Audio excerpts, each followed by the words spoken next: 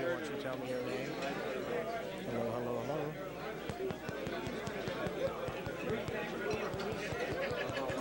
Everybody was saying about the not. Check, check, check, check. Can you hear me now? Could you hear that? Okay. Do you want me to put it up here where Guy is? Up here on the microphone? On a table? This is a podium, not a table.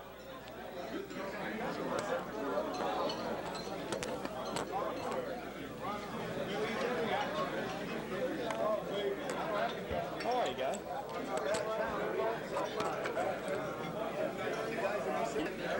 There were a number of campers who came to me after our hitting discussion the other day and wanted to know if we could find Stu Miller. And I would like to report this, that Charlie Blaney today ran down Stu Miller in the Bay Area. He lives up in the Bay Area, and Charlie had a long telephone conversation with him. He invited Stu Miller down here to fly in to help pitch for the Campers in the Tuesday game.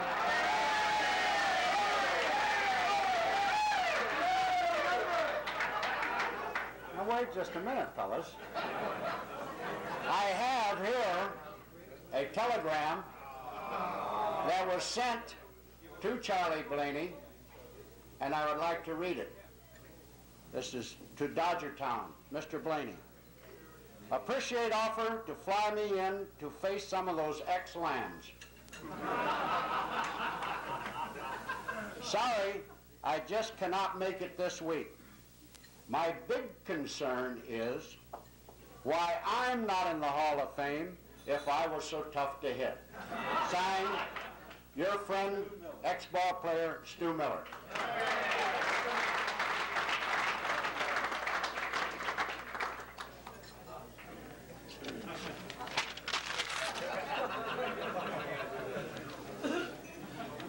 Okay. I was a little disappointed today because I know there's a lot of things roaming around out there. Here I am, the advisor. Everybody's supposed to come to me with their problems, and I'm not getting these problems, but I'm getting a little feedback here and there from some people. I would like to repeat a couple of rules that we had, and I'm also, I did this morning, and I also want to put in a new rule. The one rule is called the Jim Stokoe rule.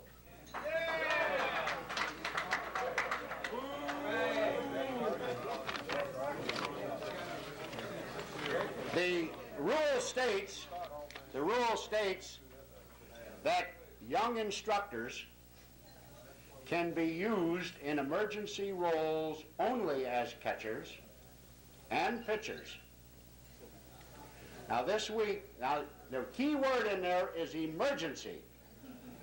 We have used Alvarez, we've used Stokoe, and we've used LaRock, and we've even used Dennis Llewellyn, who can't catch a lick.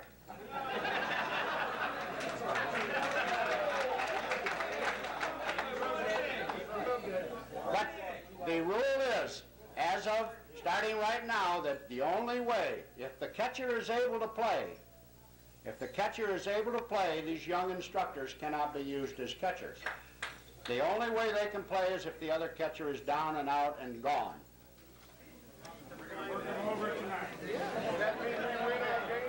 Now,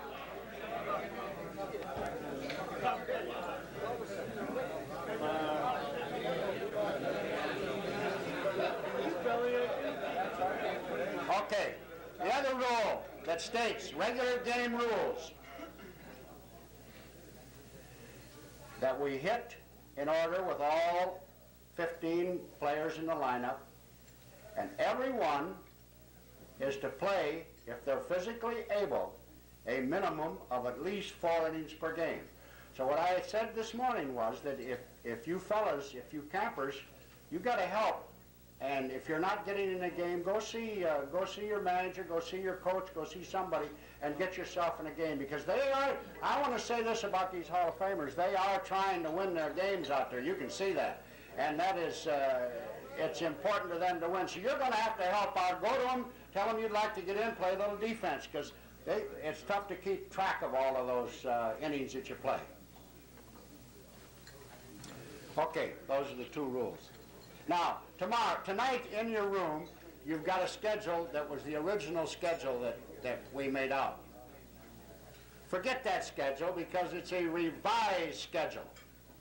And as I told you this morning out there, we've never had a game rained out in any of the 6 camps out here. We've been able to finish all the games.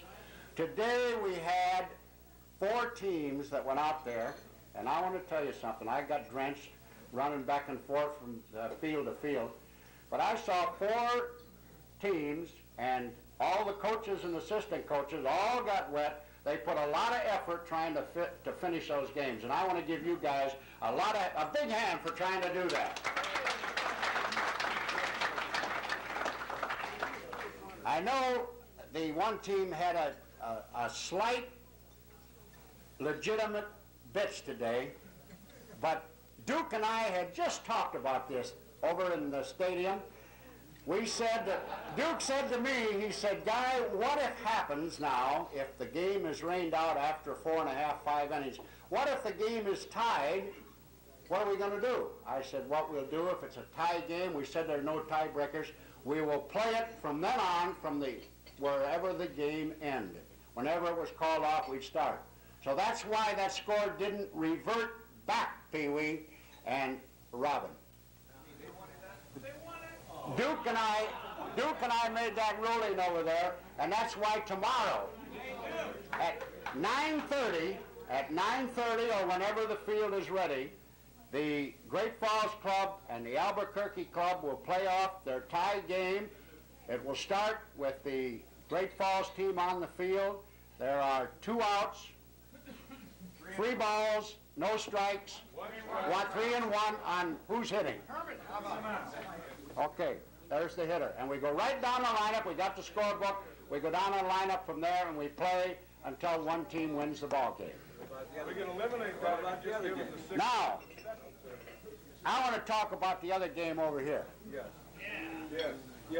That game over there was as well played a game as I've seen in 6 camps down here.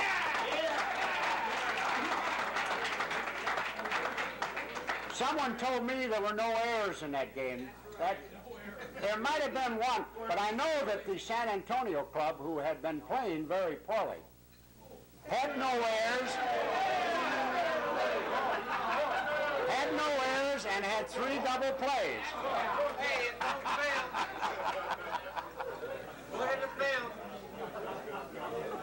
Now over there today, there was a huge upset. San Antonio knocked off the favorite Bakersfield club 9-7. That's not right, guys. That's not right. That game didn't end. That game did not end. The what? That game didn't end. What do you mean that game? When after 4.5, 5 innings, when the game is rained out, that's it. See the controversy? That game is over. Right, Duke? Right. Duke knows better. He knows better. We discussed that. After 4.5, 5 innings, when the game is rained out, that's it. Who's ever ahead, that's it. Evan wanted to go home early. Okay.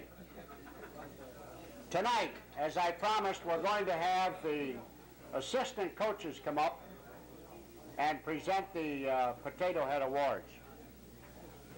The game that was played out here, there'll be no Potato Head Award until tomorrow night, when we'll have 6 then tomorrow night.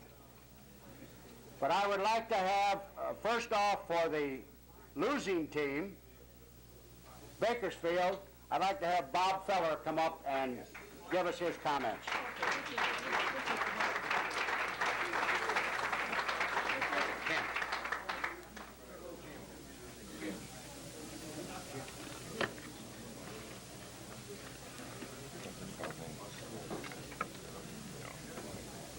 Hasn't got any legs, and that's... There they are.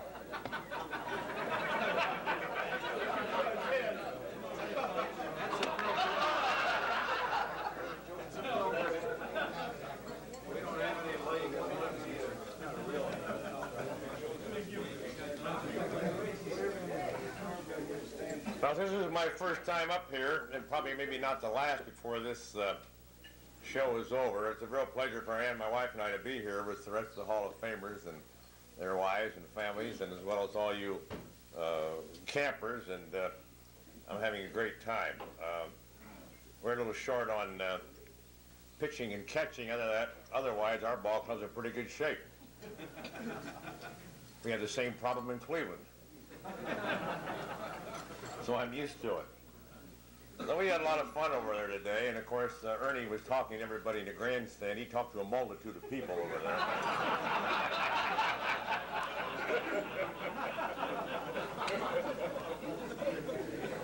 You know you won the game, don't you, Ernie?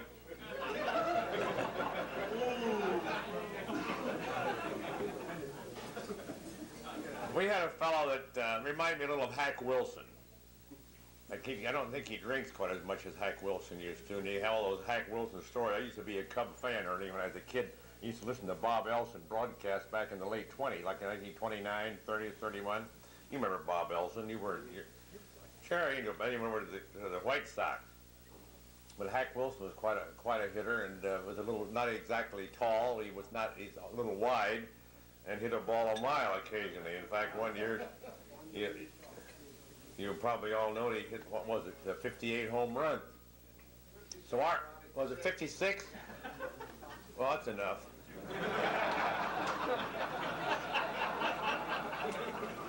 That was Greenberg hit 58 one time, and he had 4 games to go in Cleveland and got a couple of loud fouls in the last 4 games of the season.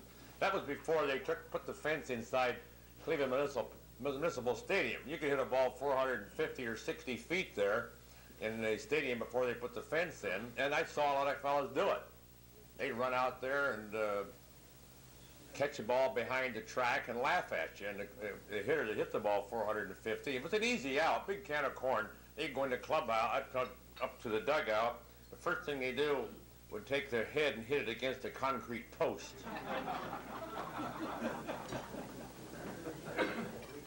So Hack Wilson, in our case, is Norman Kent from Fort Lauderdale, who hit a belt 400 and some feet, but he had an iron bat. Now those damn iron bats, I'm not for them.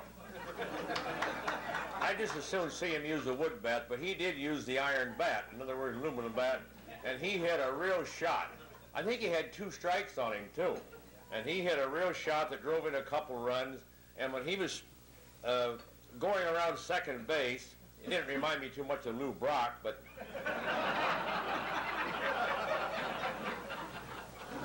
it should have been the inside the park home run. He barely made it to third.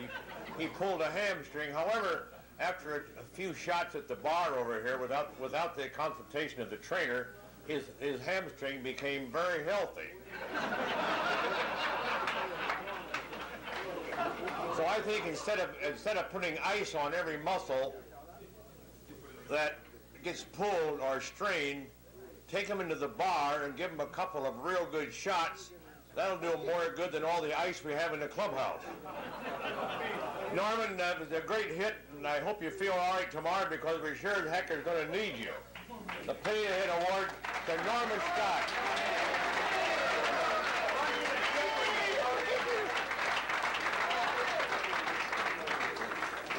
Thank you very much. I never won one of these before. I'm very grateful. I think he has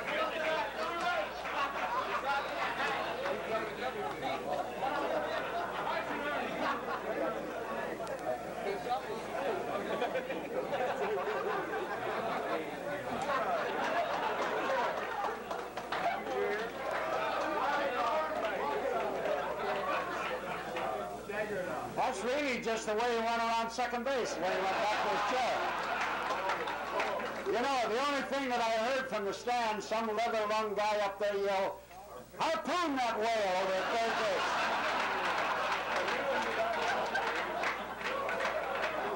Bill Bueller was in his truck. We were sitting over there together, and Bill he saw him round in second base, and oh God, here he goes. And he took right off. He was over at third base before Norman hit the ground. I thought it was his knee. And I said, "What's wrong with you, Norm?" He says, "It's a hamstring." I said, "Take him in, Bill. Take him in." Guy, now they have to work on Al Kaline to pick him up. Yeah, well, that was tough picking him up, wasn't it?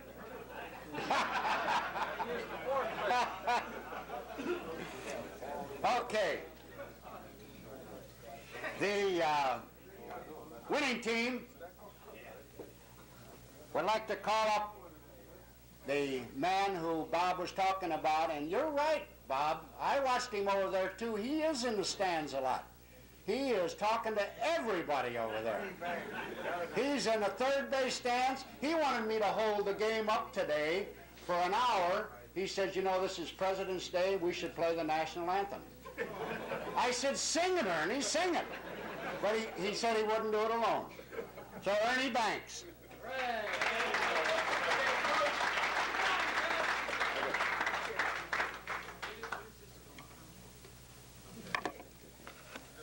Thank you, Guy. As all of you know, I used to say it's a beautiful day, let's play two. So we got 2 awards tonight. You don't mind it, do you? Do you mind it? We got 2 awards to give out tonight. Do you mind it, Lou? You do? But anyway, Dennis Llewellyn, come on up.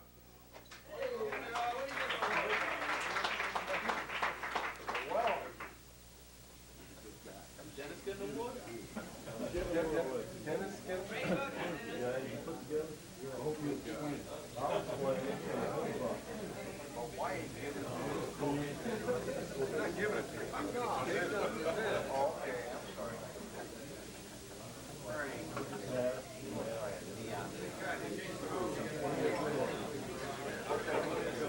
You want to make sure that Wait a minute now. Hey, this is serious. You guys realized yesterday that our Mr. Potato Head was Mike Cotter. He did an outstanding job. And over there again today, he pitched the first complete game that I've seen down here. Did an outstanding job. He hit a 2-run double. We ended up winning the game by 2 runs. And we have a kind of an unspoken rule down here, I think, that no one person will win 2 Mr. Potato Heads in the same can. But Mike, where is Mike? Raise your hand, Mike. Mike, I want you to know that your fellow teammates, myself, and Hoyt and Ernie, felt that you had done such an outstanding job in the last 2 days that we all chipped in $200 apiece. Now, this is the most expensive award that's ever been given out down here, and I want you've got to appreciate this. It's $2,600, well, 20, whatever. And we felt like Mr. Potato Head was missing something yesterday. He just didn't look right. So we went down to DeBoe's Jewelers. Charlie knows they got people over there real well. They gave us a pretty good deal. We got Mr. Potato Head now has a diamond earring, just like Mike.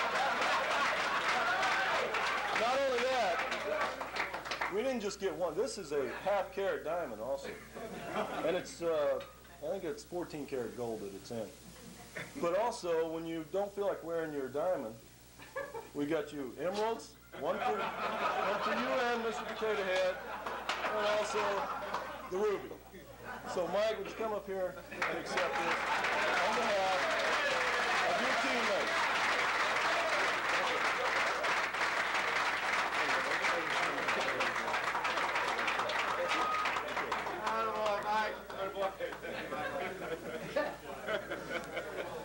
That was great. Thank you, Dennis. Now, our main award that typifies the San Antonio Ball Club, who is a club that's highly intelligent. We're a ball club that has speed, and we believe in academia. So our award winner is a young man who showed the true spirit of this great university in the United States that is an example of the San Antonio Ball Club, Tony Joseph of Stanford University. Ernie,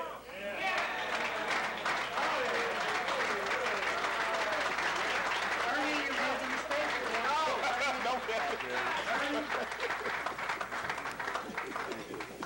Thank you, my friend. Sir. We're going to have a few words from our leader. It's really great to be here, and I really do appreciate this. This is a great award, and it is a good ball club. We're going to win another one for Hoyt. Okay.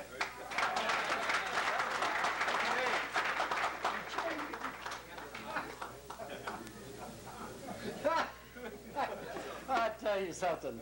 These guys are dandies. They made 5 different changes on the Potato Head Award winner tonight. Oh, we had a lot of candidates. Oh.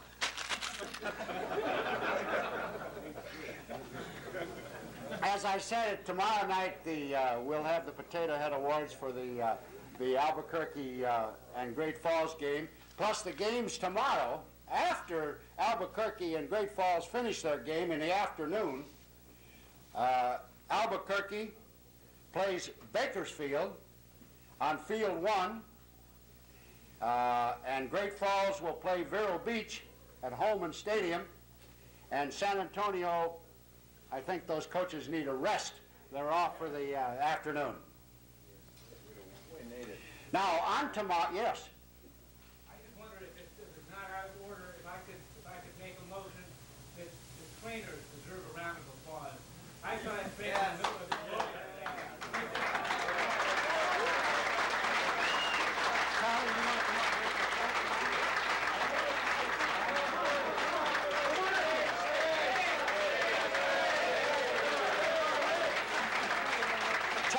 Charlie's got a question he wants to ask you guys. No, I'm not up here for any speech or anything. We just wanted to meet the campers that have not been in the training room. Anybody that has not been in the training room, would you stand up just so we know who you are? I mean, 1, 2, 3, 4. No, forget it. What is there, maybe 5 guys? Well, tomorrow, just stop by and say hello. We just want to know who the campers are that we haven't seen. That's all. Thank you.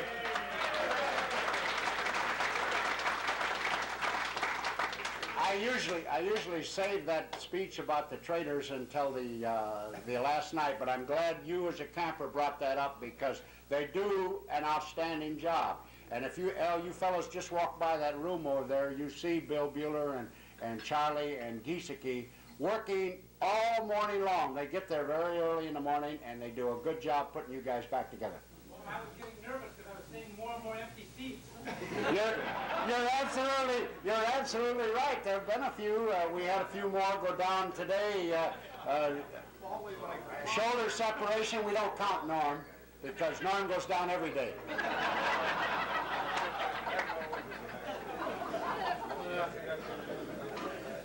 One other announcement that I do have tomorrow, we will still have a session tomorrow where we got to get those bubblegum card pictures taken and your team picture plus the 30-second audio deal that you have. So we will arrange for you to be over in Harmon Stadium to do that. Now there was a decision by the upper echelon tonight, which I think was great. Craig Callan, you deserve a round of applause for deciding to call off. And I know, Craig, that you had to make a tough decision there because you called me at home at 10 o'clock and told me that, that you were going to make this decision to call off the barbecue tonight, which is what we had originally planned, and going to do the barbecue tomorrow night. All of you will enjoy that barbecue. It's really well done out here. There'll be a big bonfire out there, and you all get a little bandana and a cowboy hat, and you'll get all kinds of great food. What's on the menu tomorrow, Craig? Norman. That's good.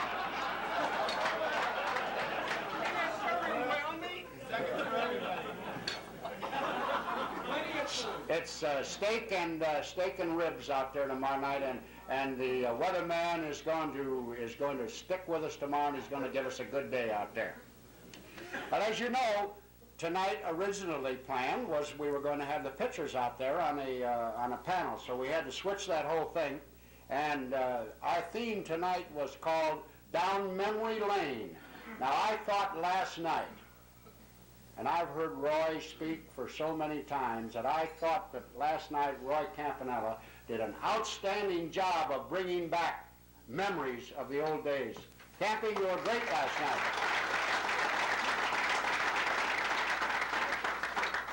I'm going to call, I want all of you, I warned you fellow, you Hall of Famers at our meeting, that I was going to call on each of you tonight. I want you to think of I'm going to give you a little bit of time to think of some story that sticks in your mind, or some odd play, all the years you've been playing, that you can come up and relate to the campers here. And maybe at the end we'll have some questions from all of you for some of these great ball players. So I would like to call first. Now this is not giving you too much time. I'm going to have you come back up, Bob. You told some stories, but come back up. Maybe you can tell these guys about Satchel Paige. Here's a Satchel Paige when he was pitching. Robert?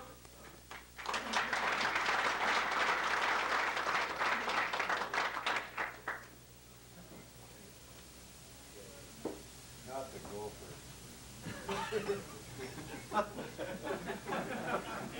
Warren doesn't want me to tell a story, and I'm going to tell it anyway. Which reminds me of something else. You see, when you get as old as Warren and I are, every time you think of something or tell a story, it reminds you of something else. And you want to tell that one too. So when you've been, Campy, you're no kid either. So everything you talk about reminds you of something else that had happened in the past, and you want to tell it. You can be boring as hell very easily. But about Satchel Paige, I think I'll save that one. But I did know Satch very well. The first time I pitched against that great pitcher, and who became a very good friend of mine, was back in 1936.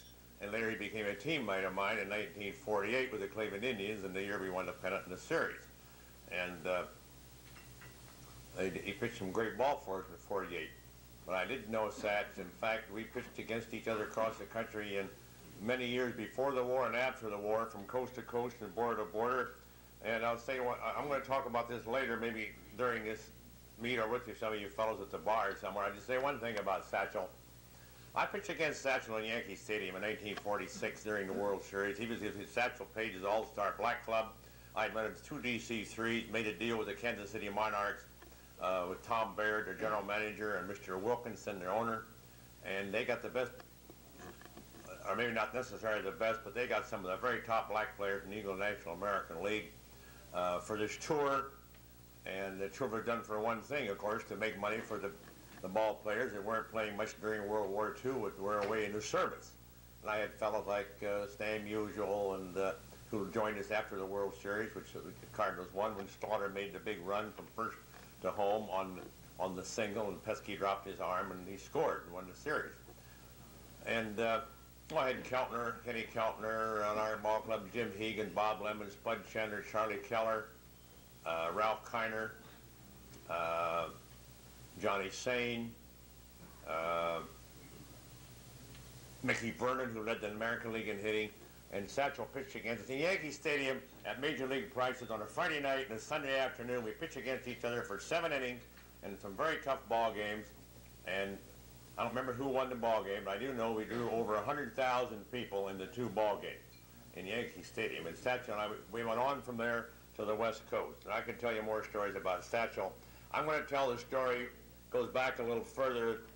And what I was going to say, Warren, there were 2 fellows watching the presidential band go down Fifth Avenue playing the tune, which they do all over the United States. And one of them says to the other one, he said, "Don't you think that those Marines must get sick and tired of hearing that same music everywhere they go every day?" And the other fellow said, "That's probably true, but everybody that hears them only hears it once." You don't like that.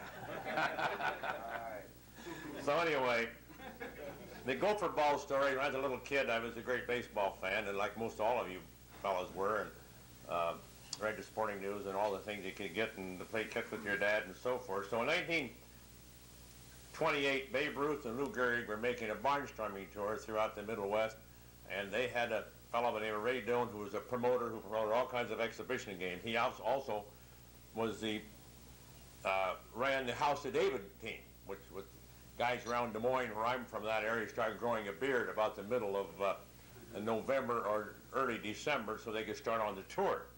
So they came to Des Moines, the Larapin Lou's and the Bustin' Babes with their own uniforms, They played 4 days before that in Louisville, incidentally, Pee Wee, because they saw a picture in A-Ray Stadium Club there of the Bustin' Babes and the Larapin Loos before they got to Des Moines. This happened to be on the 28th day of October, 1928. I had an ad in the Des Moines paper, the Register Tribune, that said, Babe Ruth and Larry Gehrig are going to go to autograph baseballs and sell them for $5 for the benefit of the Children's Hospital. And I was going to get one of those balls. So I went out, got the old Dodge truck out, put a hose over the exhaust pipe. I got another kid had a gunny sack, and we put this hose with the throttle down and the choke down, which made a lot of smoke, in these gopher holes in the alfalfa field. Now these little rodents, they were important because they gave bounty. The county treasurer gave bounty 10 cents a pair for gopher feet. I got 50 of the little buggers, cut their claws off. My dad drove me to the county treasurer's office out there in Adel, Iowa, right west, first county out of Polk, which is Des Moines, and I got $5. I went down, got the ball. They carried him around the grandstand in a bushel basket with Babe and Lou's autograph on them, and I bought the ball. I still have it today in Cleveland, Ohio, with the Lou Gehrig's and Babe Ruth's autograph on it. And that's the first gopher ball I ever had my hands on.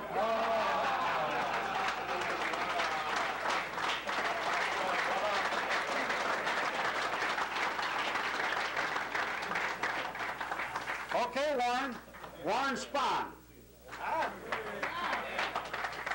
Top that gopher story.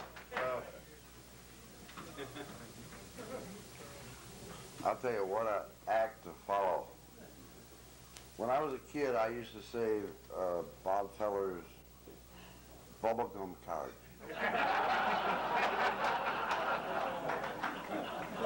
You know, he's trying to put me in his category. But I'll tell you, I admired Bob Feller, and he did play in that minor league. You know, there's only one league, the National League. And that was a junior circuit, and we played him in the World Series in 1948. And I was thrilled to be on the same field with Bob Feller, really. But I think of all the people that I ever played with or against, I always admired left-handers. And when I first came up with the Braves, I had the opportunity to face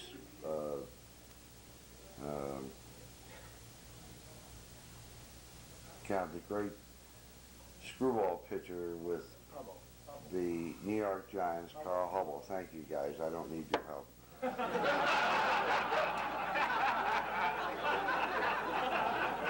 Thanks a lot, Mark. We thank you. And I was concerned about Carl Hubble, King Carl, all his bit in the Polo Grounds. And I was hitting against him, and I was looking for the ball away from me, and all the great things that any left-hander would do another left-handed pitcher or hitter. And Carl threw me sliders, fastball, and he threw me the damnedest screwball I ever saw. It was bigger than any right-hander's curveball, and I struck out on it. And I think I'll never forget that because I faced the great King Carl Hubble. And then one of my other friends in baseball was Lefty Gomez. You ever heard Lefty? Great man. Gomez was a guy that played with the Yankees, and he always looked for the guys in the Murphy, I think, that relieved him. But one of the things he told me, and I'd like to claim this story, but it's, you know, it's his. And Lefty was managing for, I think, Binghamton, which was a Class B ball club for the New York Yankees. And he got this young guy that was an outstanding young rookie, and the Yankees were very interested in what this guy was going to do. So he was on the ball club with Gomez, and the first day he sat him next to him and he said, "Now look, young man," he said, "you're just out of amateur baseball, and I want you to tell you the signs of what we're going to do in professional baseball."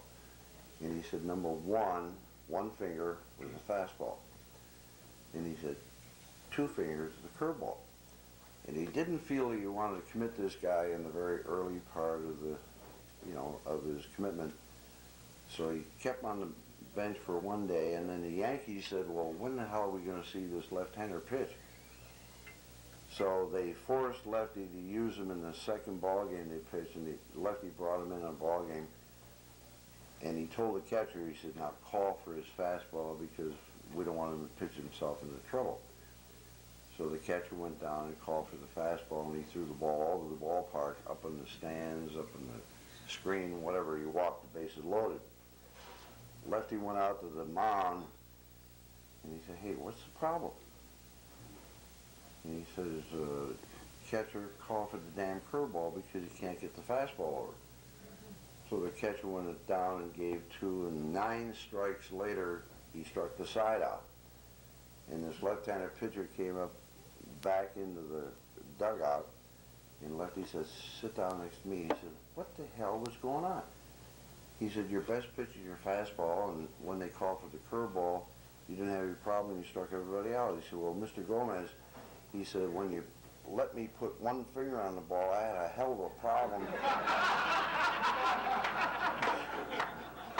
But with the 2 fingers, I had a good time with it. So I think it's indicative of left-handers, and I have a great relation with left-handed pitchers. And all the left-handed people in this camp I love dearly. Not so much the right-handers, but the left-handers are okay. And hey, wow, it's great being here, believe me. And all the right-handed people I accept, the left-handed people I have in my ball cover is super. And, all the people in the Hall of Fame are left-handed. So I'd like to have a whole bunch of left-handers tomorrow because we're going to win this thing. Thank you. Come on, Hoyt.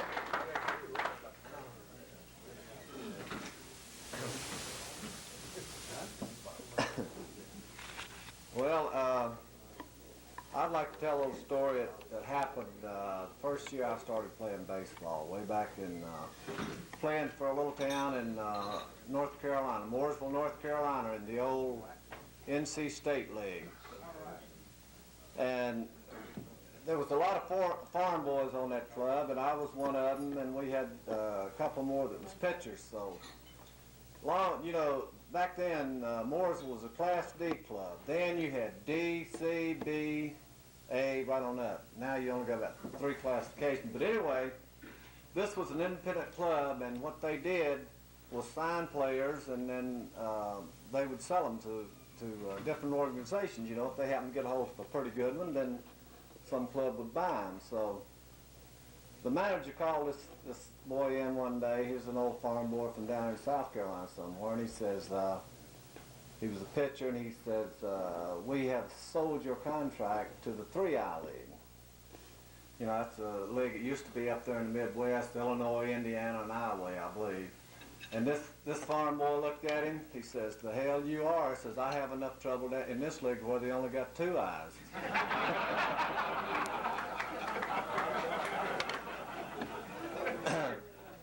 And I listened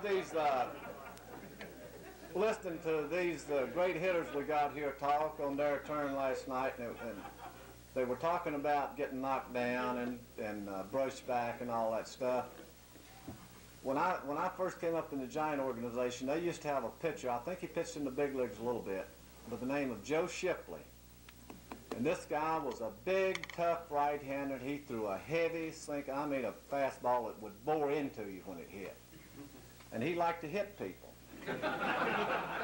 So he's pitching to some guy one day, and he threw at him 4 straight times and missed him. Never did get him. And this guy jumped up, going down to first base, jumping up and down, hollering, you missed me, you missed me, you missed me.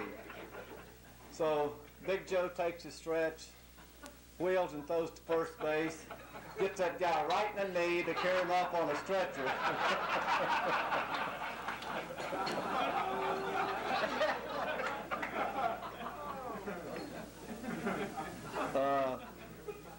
Another one, my first year in the big leagues. And this is for all you campers that don't know. You know, I'm known for a hitter also. You don't know that I was ahead of Babe Ruth's record for home runs for a while. I mean, I was ahead of his pace for a day or two because I hit a home run my first at bat in the big leagues. A lot of people asked me why I never hit another one. I said, well, heck, I went in and tried to get a raise, and they says, we're paying you to pitch. So that's the reason I never hit another home run.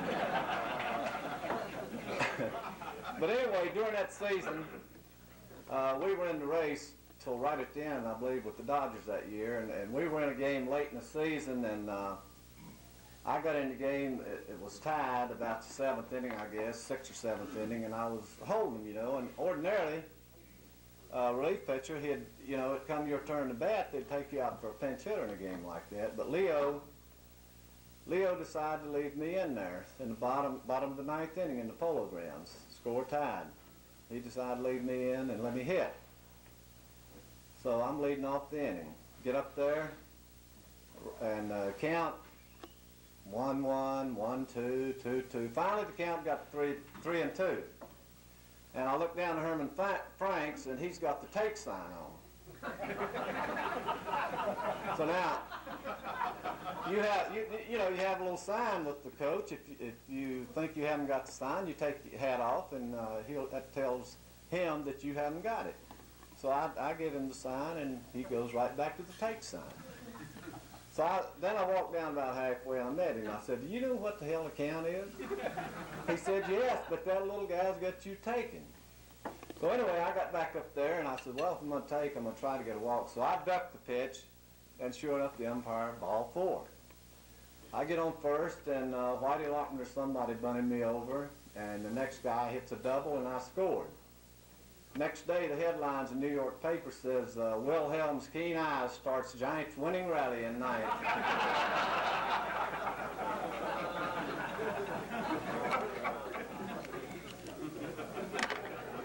While I'm up here, I'd like to say that I think I've enjoyed this camp. I've been to a lot of them. I was here last year, and I've been to a lot of them, and I've enjoyed this one so far about as good as anyone I've ever been to. And my team is just now coming to life. Thank you.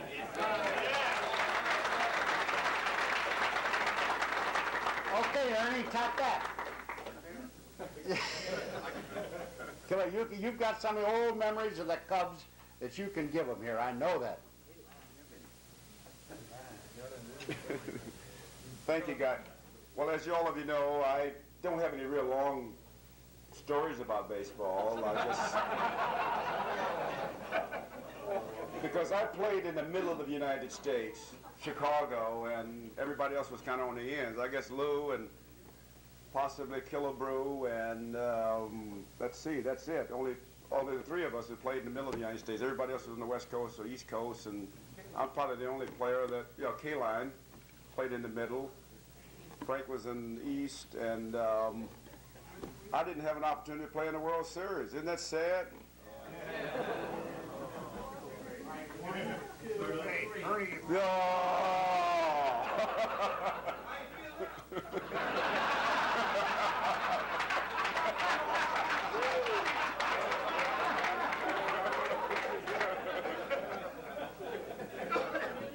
Well, let me just tell you my memories, though. Very quickly, my memories.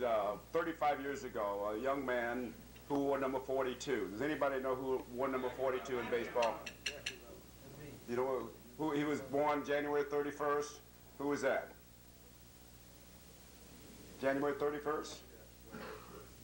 Jackie Robinson.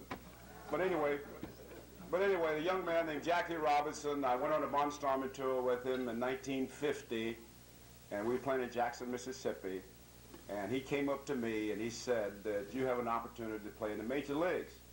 You have quick hands and you really have the ability to play. And I looked at him. Was that a mistake? That's a matter of opinion.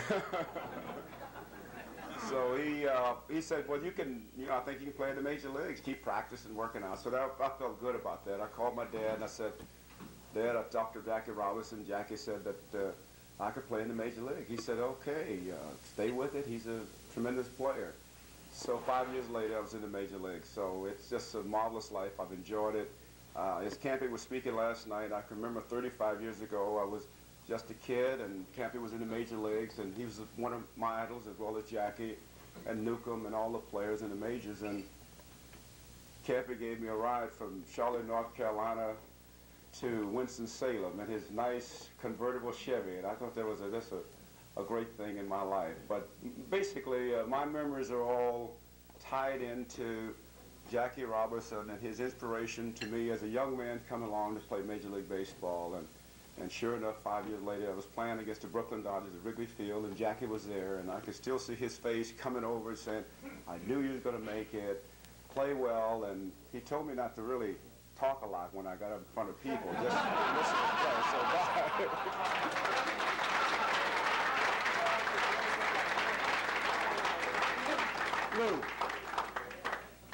Lou Brock.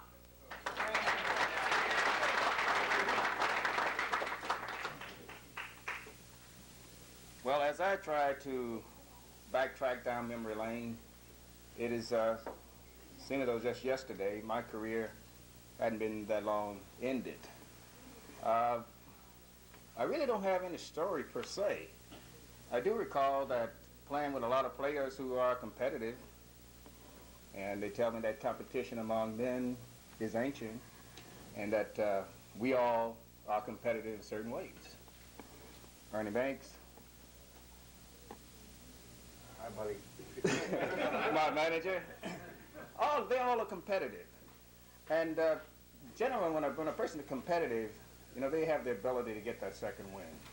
They know how to win. All big name players have that ability. And I played with another big name player who didn't have that ability. His name was Bob Uecker. Bob Uecker, and I played with Bob Uecker.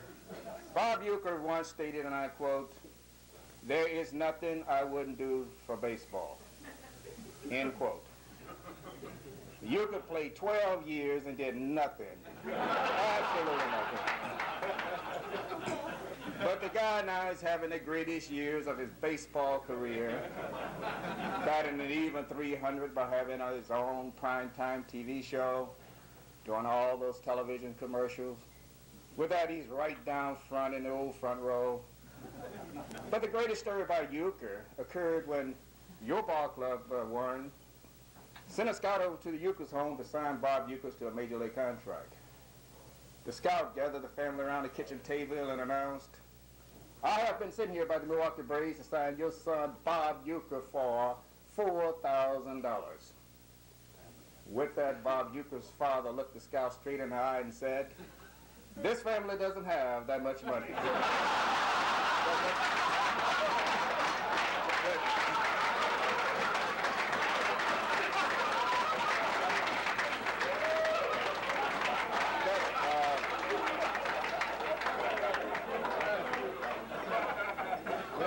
Down memory lane, everybody talked a little bit about how they got started, their first entree into the big leagues.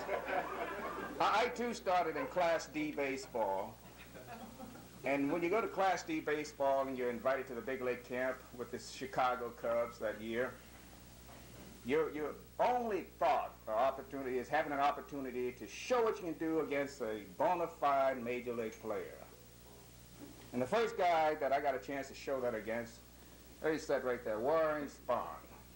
The great Warren Spahn is pitching for the Braves, and I'm saying to myself, a relatively unknown person, this is my big chance to get to the big leagues.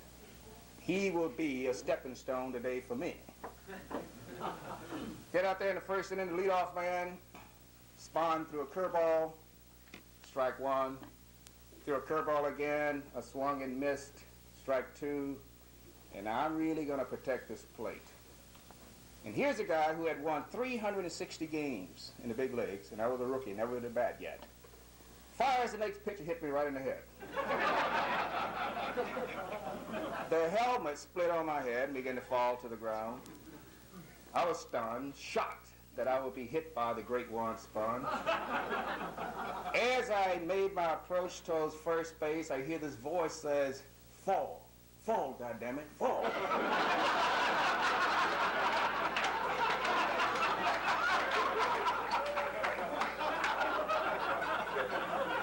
he said, I got to make the people realize that I can still throw hard. Fall! Well, I smiled at Warren Spahn. I figured he wasn't too all bad. The next time up, he threw me another curveball, and I hit the ball about 400 feet right over the scoreboard. And, yes. And as I rounded third base, I was going, I got your fall. And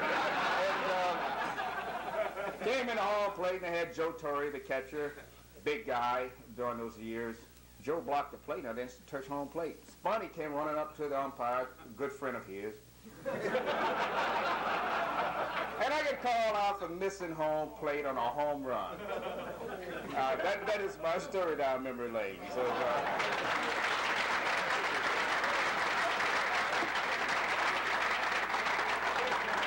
Ernie, it's amazing. He said he couldn't tell any stories. He told a bundle of them. Juan Marichal.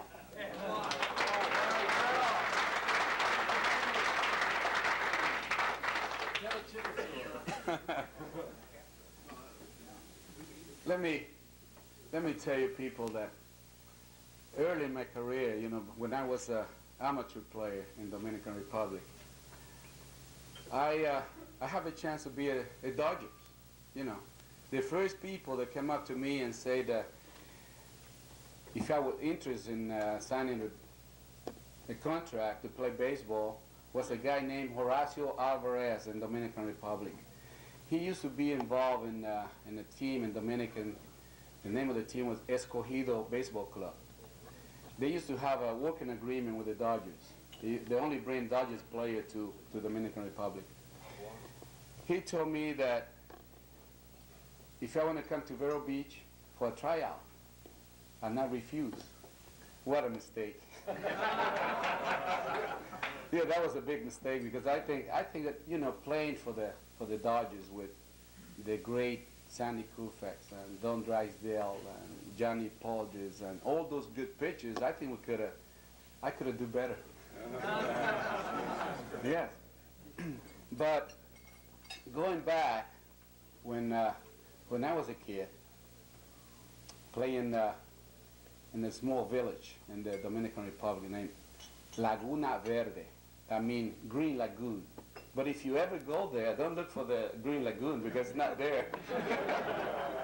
I don't know why they call that place Laguna Verde, because not Green Lagoon there.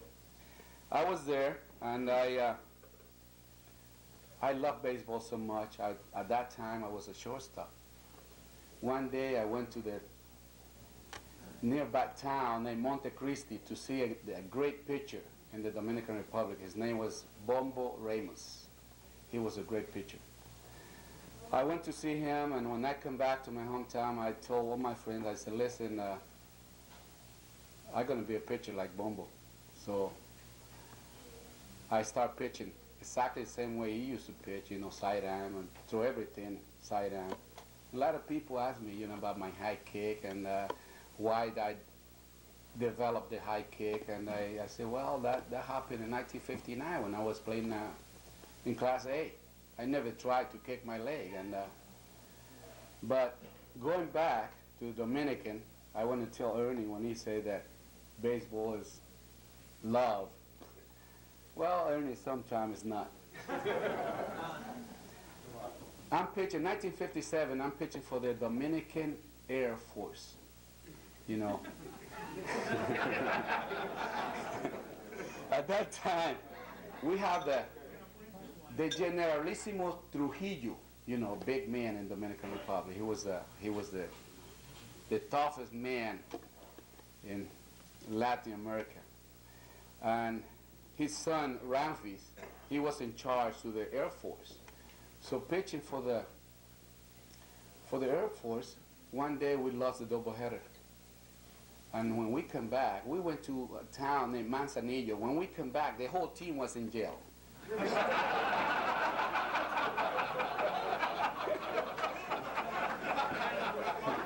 The whole team, including the trainer, manager, everybody.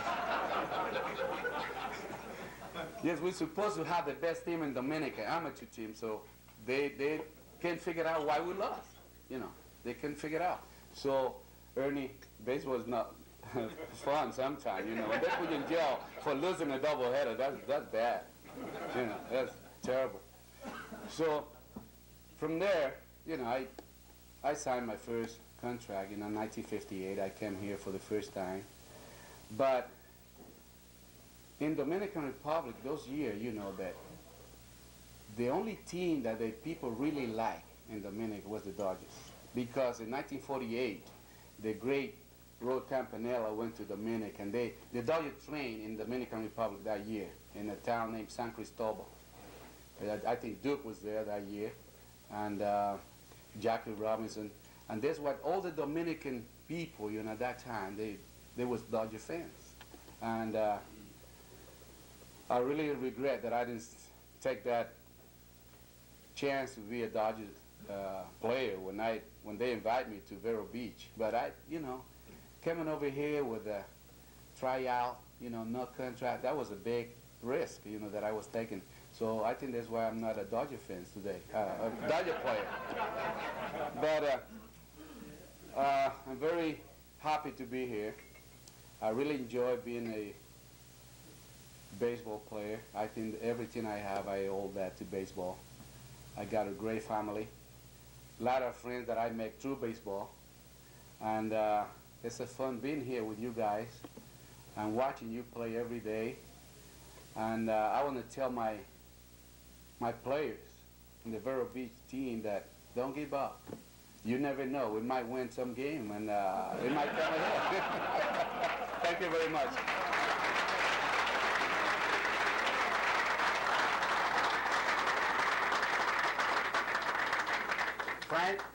Frank Robinson.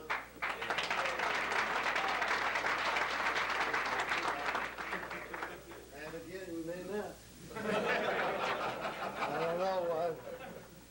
I don't know, Juan. And again, we may not. Ernie, you said Jackie had a lot of influence on you, and you listened to what he had to say. And when he told you not to talk too much in front of people, I'm glad you took him at his word.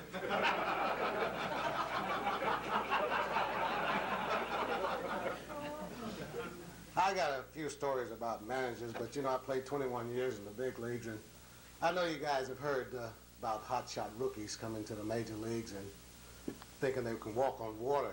Well, I was one of them.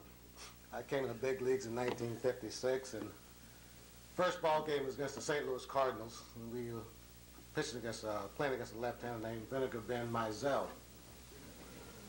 And Stan Musial was on the ball club. We promptly went out, Cincinnati Reds, and we lost the ball game 4-2, but that wasn't important. I went 2 for 3 with an intentional walk. So after the ball game, the reporters crowded around the rookie, and they asked me what was the difference in the minor leagues and the big leagues. And the highest classification I played in was Class A. So I said there was no difference. In big league baseball is baseball. Class A was tough. No, big leagues no tougher than Class A. From that day on until the next 5 or 6, 7 ball games, I was 0 for 23. And I realized at that time, probably the best thing that happened to me, it was a difference in the major leagues and the minor leagues. And Bertie Tevis set me down, and if it hadn't been for Bertie, I would have probably been back in the minor leagues. But he set me down for a day, thank goodness. He said, we was playing the Dodgers. He said, I want you to watch this ball game and learn from it, and you'll be back in the next day. I was a little upset, but when I found out who was pitching, I didn't mind too much. It was the first time I'd seen Don Newcomb on the mound, and he promptly beat the Reds that day, but I was glad I wasn't in that ball game. I just want to tell you a couple of stories about managers, not players, but managers. This one story, I was managing the Cleveland Indians, and all of you have heard of Bobby Bonds, I'm sure. Bobby Bonds could not hit a breaking ball. So I always had my pitchers pick up the rosin bag like this, like they was going to throw a curveball, see? So Bobby could see you set your wrist. So we were playing, he was with the California Angels. So I told my catcher and my pitcher, when we went over the game strategy, do not throw Bobby Bonds a fastball in a game situation. I said, we have a base open, walking. I said, if the bases are loaded, walking. That'll only cost us 1 run. Okay. We go pretty well up until the 8th inning. We're leading 5-3. At man on second and third, first base is open. First two pitches, Jackie Moore is the pitcher, and he's a good curveball pitcher. First two pitches are curveball and they bounce. The count is 2-0. I'm feeling pretty good. I figure they're going to throw him 2 more curveballs, and they'll walk him if they don't get him out. And every time you throw a curveball to Bobby, he would scream, "No, no!"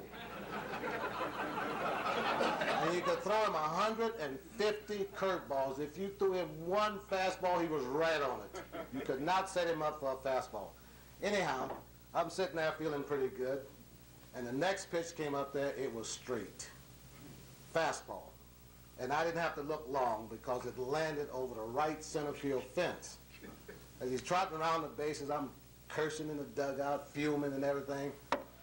So I go to the mound, and I said, why? Why a fastball? They said, well, we didn't want to walk him in that situation. I said, you're right. You didn't walk him. He's trotting around the bases. He's in the dugout. You didn't want to walk him. And that's the way things go. Another example of that, I was very brilliant, again with Cleveland, had a pitcher named David LaRoche, left-handed pitcher. He could get left-handers out better than he could get right-handers out, believe it or not. So in a ball game, 1-0 against Minnesota, and it's the 9th inning, and Rod Carew's the hitter. 1 man on, so I go to the bullpen, bring in LaRoche. 2 outs. LaRoche was a fastball slider ball pitcher. So the first pitch he throws fastball up and away, ball 1. The next pitch he threw something that had some type of hump in it. But it went out of the ballpark. And I turned to my pitching coach and I said, what was that? He said, it was a fastball. I said, no. No, I've seen his fastball. I know his fastball. No, it wasn't. So I went to LaRoche after the ball game after I'd settled down a little bit. I said, what was that pitch? He said, it was a fork ball. I said, you don't throw a fork ball. He said, that's right, but I was trying to trick him.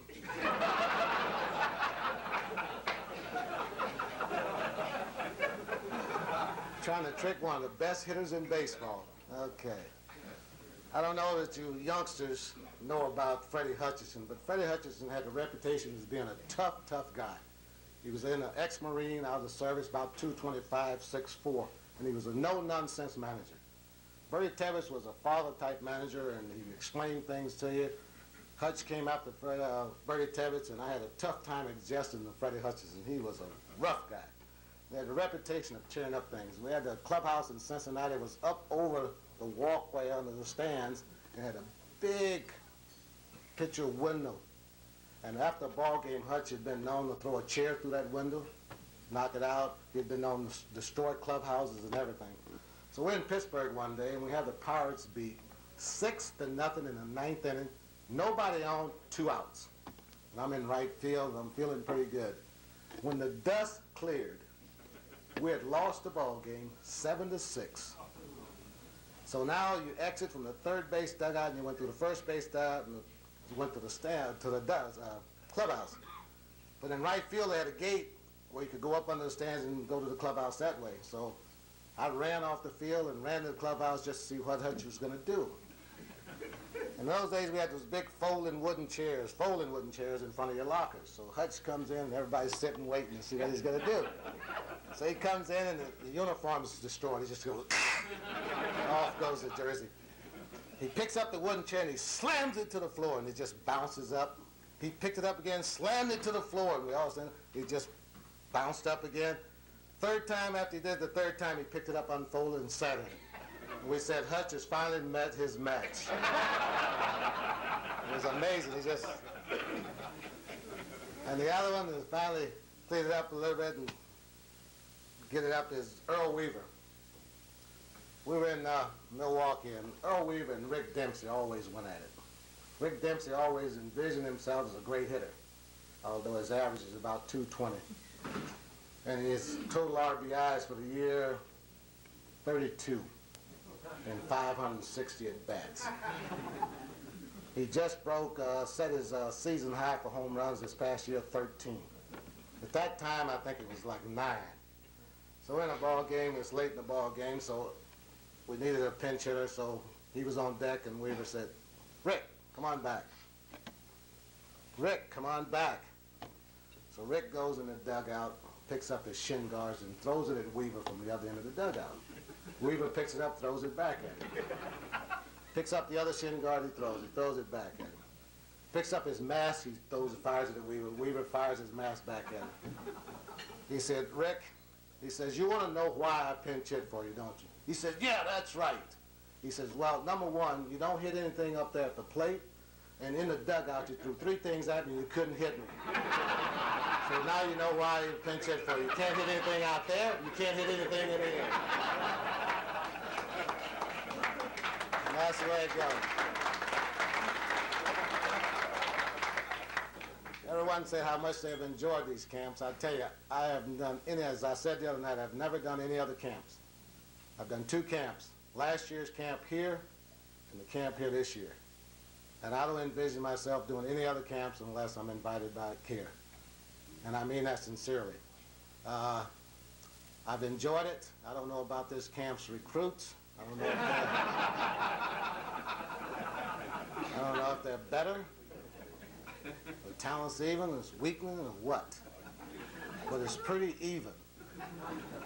But a lot of injuries this year. A lot of different rule changes.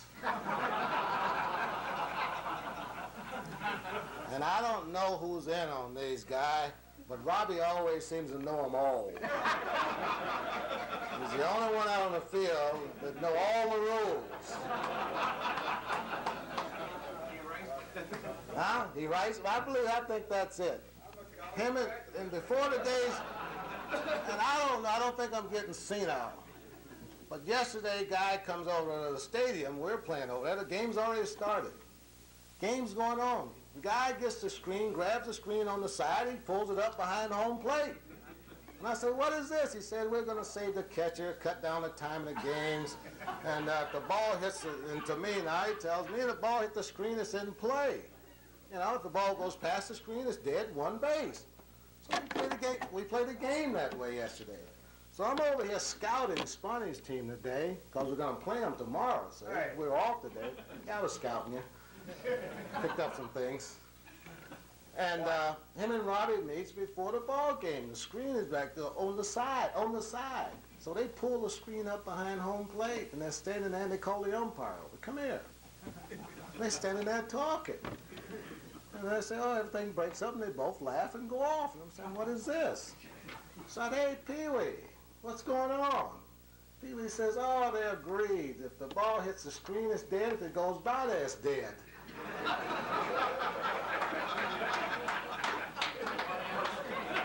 So why have the screen is right?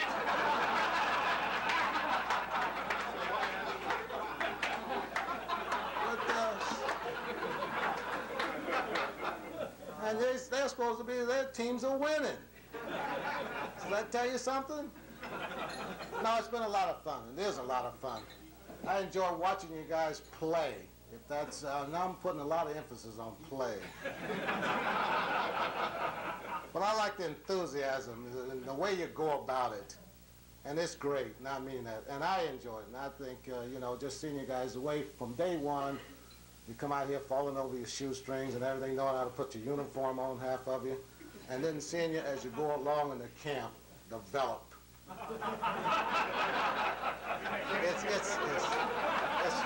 It's really great. And we could just get this, if I can just get this started next week with the big boys down in Miami, the enthusiasm, I mean, we'll have a great season next year at Baltimore. But it's been fun, and I mean, it's a pleasure just being here with you guys. Yes? Coach, can I pay an extra $500 to be graded, please? Just a minute.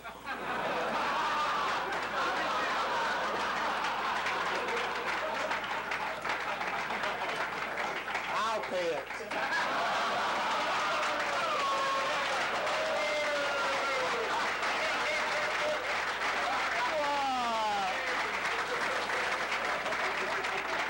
That's good.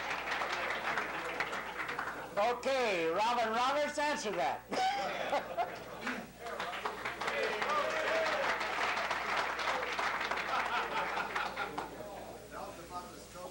Cheater. Hey, listen, you guys. The enthusiasm you guys is marvelous. I just didn't want some of you to get hurt. That was my moves, but I've been overruled. I'll play them all. But I'll pray a lot tonight, I'll tell you that. Christ almighty, we need screens behind some of these guys at everything.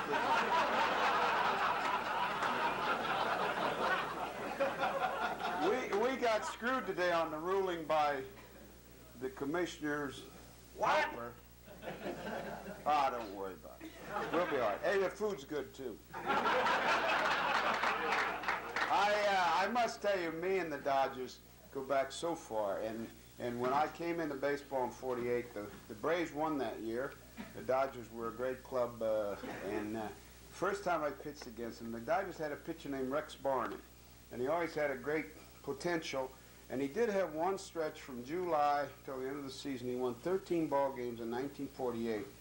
And everybody thought he had really arrived and was going to be a great pitcher. And it didn't work out for him. But one of the games that he pitched during that stretch was my first game against the Dodgers in Philadelphia. It was 1-0 ball game. We lost, and Rex pitched a one-hitter. My second game against the Dodgers was the last day of the season in Ebbets Field, and the Dodgers scored 6 runs in the first inning. Campy had a double with the bases loaded. They took me out in the first inning, and I remember that winter. That's the last thing I had to think about all winter long was that game in Ebbets Field. And like Frankie mentioned, so many times adversity like that really gets you off in the right setup. I didn't forget that. I worried about all winter. I worked hard, and I think in the long run it probably helped me more than anything was getting my ass knocked off, although at the time I didn't enjoy it at all. One thing happened to me. You all talk about Ebbets Field and the Dodgers, and I understand the relationship, but Ebbets Field didn't mean that much to me as a ball player. It was a tough place. It was fair, and the fans were great. It was really a hitter's ballpark, but I had an awful lot of tough ball games there and exciting games. And one time in 56, I think, or 55, we were out of the race late in the season. And I went to Ebbets Field, and I was going to pitch a ball game. We were sitting there before the game, and the clubhouse guy brings me a telegram. And I was sitting next to Granny Hamner, our shortstop. And I opened the telegram, and it said, "Robin, you make one pitch against the Dodgers this series, you will be shot." Well, that wasn't too exciting to read that, you know. And I showed it to Ham, and Ham read the telegram and laughed like hell, right? I was going to get shot, so it was a big deal. So I didn't think any more of it. I threw it in the waste can. Didn't mention it to anybody else. The only guy that knew it was Hamner and myself. So I go out before the game and warm up before the dugout, get good and loose. And as I come from warming up, the game's ready to start, and we're going to bat first, of course, in Ebbets Field. Ham said, "There he is." And I said, "What are you talking about, Ham?" And in right center field, there was an apartment building across the street at Ebbets Field, and there was a guy leaning on the top of this building, going to watch the ball game. So I laughed. You know, it's funny as hell. There he was. So I go out, we make out, and Junior Gilliam was the first hitter. And I took my 5 warm-ups, and as I'm warming up, I'm thinking, you know, somebody in this town might be that crazy. And finally, we get to the deal, and Semenuk puts down 1. I'm sure it was a 1. I didn't throw many others. But anyhow, he puts the 1 down, and I'm winding up, and I'm thinking, well, maybe that guy will shoot at me. And as I threw to Junior, I fell forward. And everybody thought I tripped on the rubber. And I turned around, Ham's rolling on the ground. He's the only guy that knew what happened. The next pitch, Junior hit a triple off me. Pee Wee got a hit, and Snider did something, or Jackie or somebody, and they got 2 or 3 runs. So I finally got him out, and I'm walking in, and Ham walks by, and he said, "You ain't got shit. He ain't going to shoot you today."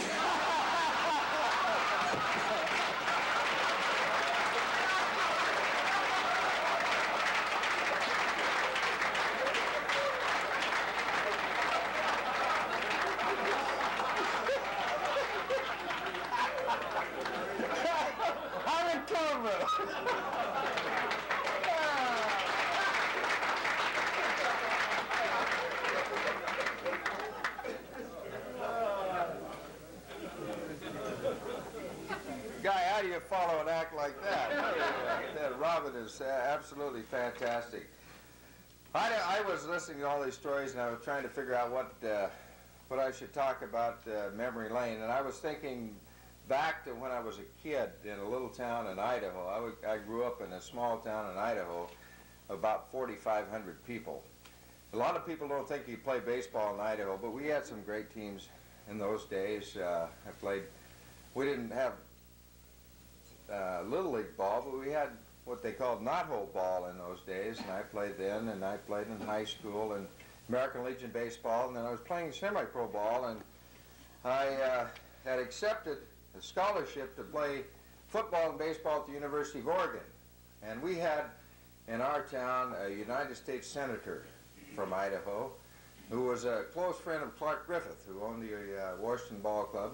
And I think more than anything else, just to keep Senator Welker quiet, because he was telling Mr. Griffith about a kid out in Idaho could hit the ball pretty well. He sent Ozzie Blucci out, who was the farm director, and he came out to Idaho.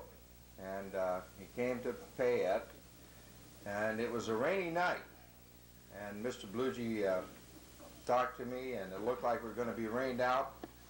And I remember I sat in his car, and he said, "The Washington Senators would like you to come back to Washington and work out with the ball club." And I said, "Well, Mr. Blucci, I've accepted a scholarship to play football and baseball at the University of Oregon." And he said, "Well, why don't you come back and work out with you, with our ball club?" And he said, "Mr. Griffith has sent a telegram to you." And so the next day I got a telegram from Mr. Griffith, and he said, "If and when you graduate from high school, the Washington Senators would like you to work out with the club." Well, the skies cleared that particular night in Idaho, and in that small town, they knew there was a Major League scout there. And I'd been going to that ballpark since I was a little kid, and it was a long left field fence. In fact, it was 400 feet down the left field line, or more. And Warren likes that because that'd be an ideal ballpark for a left-hand pitcher. But I had never seen anyone ever hit a ball over that left field ball in that ballpark. And there were some pretty good traveling teams came through there. And that particular night, I happened to hit a ball over the left field wall. And it landed in not a potato field, a beet field. And the next morning, Mr. Blucci went out and stepped it off, and he said it was 435 feet. And he thought that was a pretty good hit for a 17-year-old kid. And the next day, he left a contract in Senator Welker's law office there in Idaho. And my father had passed away, and I talked it over with my older brother, and I decided that baseball is really what I wanted to do with my life. So I signed that contract. 17 years old, Washington Senators, a chance to go to the big leagues and play with the ball club at least for 2 years. In those days, they had the old bonus rule. I had to stay with the ball club for 2 years before they could even send me to the minor leagues. I signed the contract. I'd never hardly been out of the state of Idaho. Went directly to the Washington Senators, joined the ball club in Chicago, and they had guys like Eddie Yost, Mickey Vernon, Pete Runnels, some of the great ball players on the Washington Ball Club at that time. And I'll never forget it. And some of these guys that see me play won't believe it, but the first appearance that I made in the big leagues was as a pinch runner. Kaline won't believe it, I know. They put me in at first base, and I'll never forget it. Walt Dropo was playing first base, and I got on first base, and he looked like he was 9 feet tall. And I made it somehow down to second base, and down at second base was Nellie Fox, one of my heroes who I read about for many, many years. Chico Carrascal at second base, or at shortstop, and I wondered what the hell I was doing there with these guys. And I went on to Philadelphia, and I played my first ball game at second base.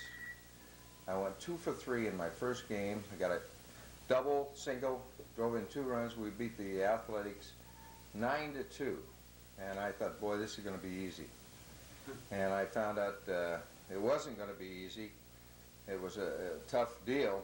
And playing in Washington was really an experience because you had an opportunity to meet people in Washington playing with the Senators that you would never ever get an opportunity to play against or with or see at the ballpark in any other ballpark in the United States.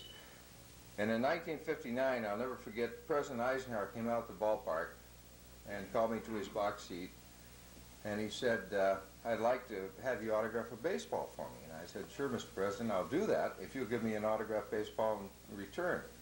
He said, I'm going to give this to my grandson, David. And so I gave him an autographed ball. A few years later, I met David, and he said that he still had that baseball. And those were some of the experiences that playing in Washington that you never ever get in any other place in the United States. So those were great things for me in those early days, being a 17-year-old kid coming to the big leagues, and I'll never forget those experiences. But playing for Clark Griffith and, of course, Calvin later was another experience. We went on to Minnesota, of course, as you'll know, and things changed. We won a pennant in Minnesota, and I guess that's the greatest experience that any ball player could ever have, is playing in the World Series. And Ernie, I'm thankful that I had that experience playing in the World Series.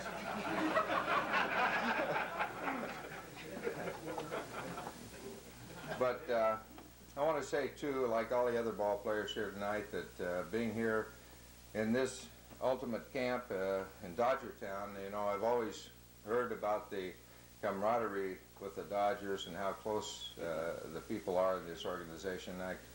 I, for one, along with the rest of the guys, can say this is great because I know that it's truly a real thing.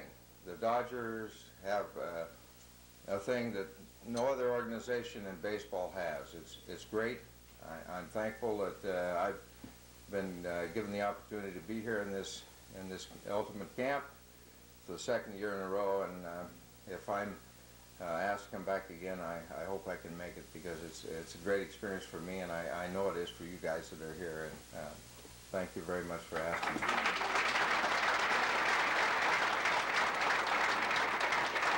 Okay, Al Kaline.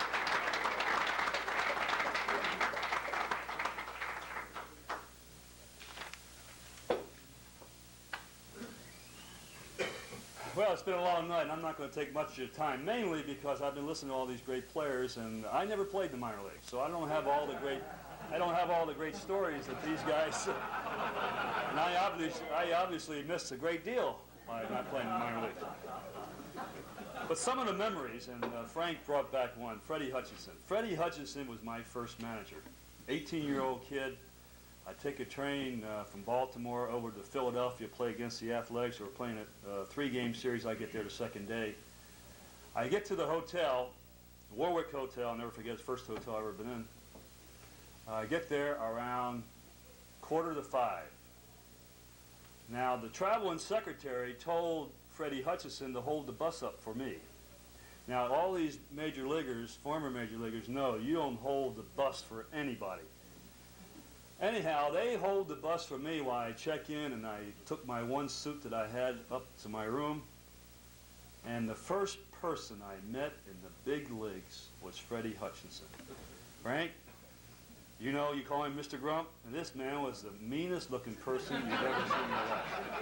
I get on the bus, the manager always sits in the first seat, well, at least most of them do. And he says, son, sit down. Didn't he know my name? He says, son, sit down. I want to tell you, son, everybody in the bus heard what he says. You better never be late for this bus again. I said, well, I didn't know what time the bus left. He said, I'm telling you right now, you better never be late for another bus. And I never did. I made it a point. I made it a point, even though I'm sure late in my career they would have held it 2 or 3 minutes, but I was always made sure I was one of the first ones on the bus. I joined the ball club, and I went out to the Philadelphia in the ballpark, and they gave me a uniform. I was about 145 pounds at that time. They gave me the bat boy uniform. It did not have a number. It did not, of course, in those days, it did not have a name. It was just a plain uniform. And they said, okay, batting practice time.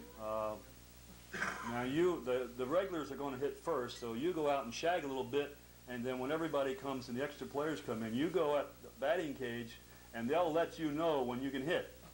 Oh man, this is great. So I go out and shag the balls, loved it. You know, there was about 2,000 people in Philadelphia at that time, Robin. The athletics they're talking about, you know, they didn't draw too well. So I shagged for a while, great experience looking around. Never been in a big league ballpark before, so I go in and I say, oh, I'm going to get a chance to hit now. So I get a bat. I picked up some bat. I didn't have a bat, so I stood there at the cage. And I stood there at the cage. And I stood there at the cage. And I never did get a swing because those old-timers did not appreciate some 18-year-old kid coming in and taking one of their close friends' job away, because at that time they signed me and they had to get rid of one of the veteran ball players. So I stood there and I never did take batting practice, so we go in and change, and I go back. 7th inning rolls around. I'm sitting there next to Johnny Pesky, Steve Suchok, Pat Mullen, and all of a sudden Hutch says, "Kid, get a bat." So I go grab a bat, and I must have grabbed the biggest goddamn bat you've ever seen. Because I could hardly lift that damn bat. And I was facing a guy who was 6'4", Harry Bird, probably the best pitcher the Athletics had. I think he won 15, 16 games that year. And I hit the first pitch. Now, I would like to say I got a base hit like Killenbrew, the great Killenbrew.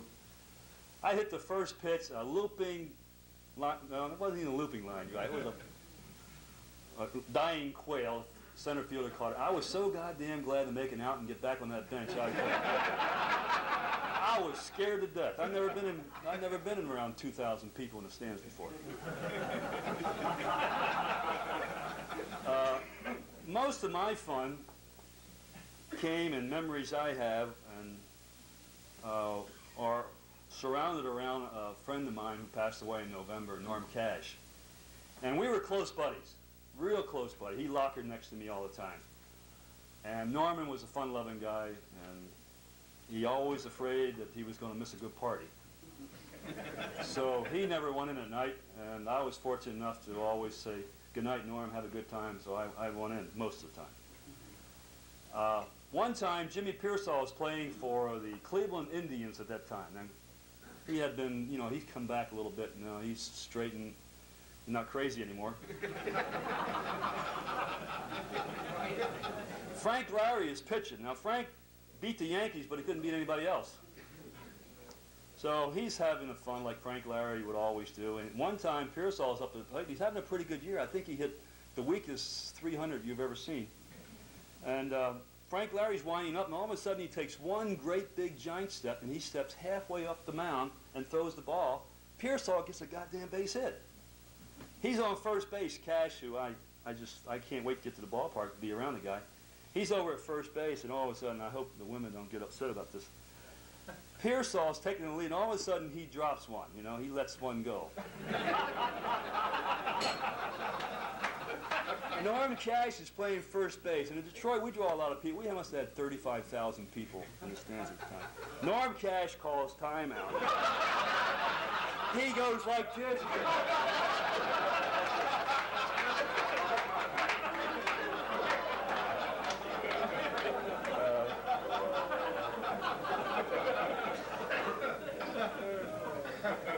As the former players know, when you win, the team always seems to come together and seem to be real close. So 1968, Ernie, I always happened to be able to get into the World Series. Anyhow, it was about September 1st, we had a big lead. You know, I think 10 games, so we were really laughing, having a good time. We were having a lot of parties. So we're at the Grand Hotel in Anaheim, California. And they used to put all of our team on one floor, and they had connecting doors all the way down the hall, both sides. So we were always having, you know, some parties. They encouraged us to have parties in the hotel instead of going to the bars, so we'd have parties in the hotel. So they were having a convention. The Flying Tigers were having a convention at the Grand Hotel in Anaheim. And they brought in an airplane, and it was parked out in the parking lot. So Norm Cash and a few of the guys, and we were all up there having, Eddie Matthews was with us. we were having a party. And it was about 1 or 2 o'clock in the morning. We had a night game next day, so it was no big deal. You know, sleep all day. Anyhow, Cash gets a great idea. He says, guys, there's an airplane down there. Let's go fly it. So about 4 or 5 of the guys go down. Well, of course, you can't fly it because the engine was out. But they take that damn thing. They moved it about a half a mile into a bare lot next to the hotel parking lot. And they came back and they had a great time. All of a sudden, 6 o'clock in the morning, the manager calls. Mayo calls, and he calls Cash, naturally. He says, Cash, he says, I don't know what the hell happened, but somebody stole the damn airplane. And the manager of the hotel thinks it was one of our players. Now, you wouldn't know anything about this, would you? And Norm says, no, I don't know anything about it. He says, but Mayo says, Norm, if you did, I would advise you to go down there and get that airplane and get it back here. So Norm calls all the guys. We're in bed by this time, you know, 6 o'clock in the morning. He calls everybody and he says, okay, you son of bitches, you got me in trouble. Somebody better come down here and help me move this airplane back. So a couple of guys volunteer and they come in with their shorts on, they come in, and finally they move that airplane back. And we had a meeting the next day at the ballpark. And Mayo really lit into us a little bit. He says, now guys, I don't think you should do these type things.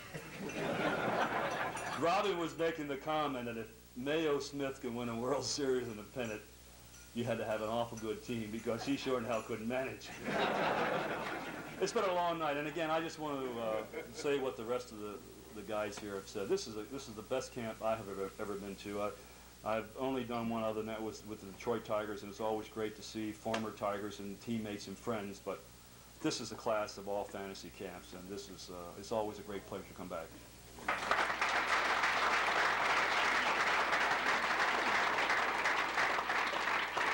Duke, would you like to come up and say something about Pee Wee? He got all over you the other night. You were outside.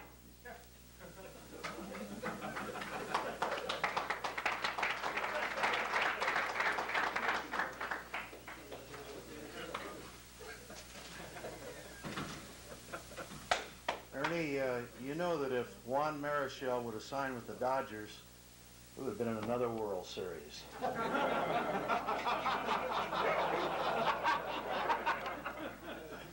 I'll tell you one thing. He's one of the toughest pitchers I ever faced in my life. We'd have known he wanted to be a Dodger. We'd have donated some money to get him over there.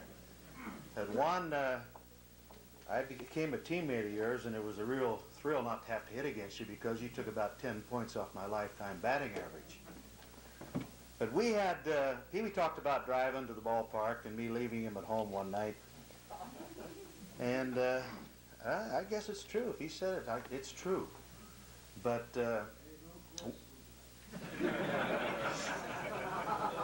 we used to linger at Ebbets Field hour and a half after a ball game, quite often. And Pee-wee had a statement that he made to all the players. When the new player come to the ball club, you rush in and out of the clubhouse, you rush in and out of baseball. So we got there early and we left late.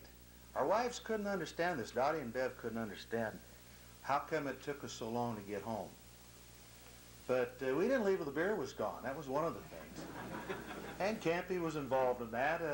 We just had, we talked baseball most of the time and played bridge, as he said, but we had a special way, Pee-wee and I, when we exchanged driving, special way home from Ebbets Field. We had to go through Prospect Park. Some of you fellows from the area will know about Prospect Park. But if we made one certain light on the way home, we'd only have to stop twice. Now, we sat in the clubhouse for an hour and a half, so what's one light, you know? What if we have to stop for 4 or 5? But this is the way we worked. And this one stoplight, we had to go down a long street, and the light was up ahead, and we had to go 60, 70 miles an hour sometime to make that light so we'd only have one more stop before we got home. Well, this one night I'm driving, And Pee Wee says, you better step on it, because that light's going to change. Well, I really gunned it way up the road. I gunned it, and just as I'm gunning it, a car comes at us one way, out of a side street another way, and another one behind us with red lights on. And they jumped out of the car with sawed-off shotguns. Pee Wee says, oh, you've done it again. I roll down the window, and they've got those guns sticking in the windows. They think it's a stolen car. And they ask, first of all, they're asking for a driver's license and everything. They want us to get out of the car, and they recognize Pee Wee, and they recognize me. I say, what in the world are you guys doing driving so fast? He says, well, if you make this light, then you'll have to stop one more time at Fort Hamilton, and we're home. And they said, look, we got to win the pennant this year. You guys take it easy. Go ahead. So we went on. I tell you, we spent a lot of time in the clubhouse, and we still made that light the rest of the year. One thing Jay Johnstone had in his book about a thing that happened to me when I was managing in the rookie league. And this is kind of a quick story, and I'll be done. But it's a true story. You know, when you're in the minor leagues as a manager, especially in the rookie league, you're the traveling secretary, you're the father, the mother. I used to have to go around the lockers and make sure the kids were washing their clothes, and to see a kid crying over in his locker, and he had a letter from his girlfriend in 4 or 5 days, and all that was involved. And this particular ball game, we were playing in Eugene, Oregon, and I had a pretty good ball club. I had a real good team, and we were way ahead in the league. And we were playing this game in Eugene. We're in the 9th inning with a 3-run lead. 2 outs, and one of my better pitchers is pitching. So with the 2 outs, I start putting the bats in the bat bag. Now, you know that's a cardinal sin in baseball, to start putting the bats away before the game's over. But I said, 3-run lead, and Al Choate's pitching, no problem. I've got the bat bag about half full, and a little chopper's hit back to Choate. So I put about 3 more bats in the bat bag. He turns and he throws to first base and throws it over Steve Hawkinsmith's head. So the runner at third scores. The runner at second, everybody's on the move. Hawkinsmith picks the ball up, throws it towards home to try and get the guy that was on second out. And Hawkinsmith throws it over Sizemore's head, who was the catcher. Sizemore runs back to the screen and picks the ball up, and now the guy that hit the ball is running towards second. Sizemore throws to second. The ball goes into center field. The center fielder was over here, and he's running over to get the ball, and his name was Heisenrader. He picks the ball up, and the guy that hit the ball now is trying to score, and wouldn't you know, Heisenrader threw the ball against the screen. 4 errors, 4 runs, and we lose.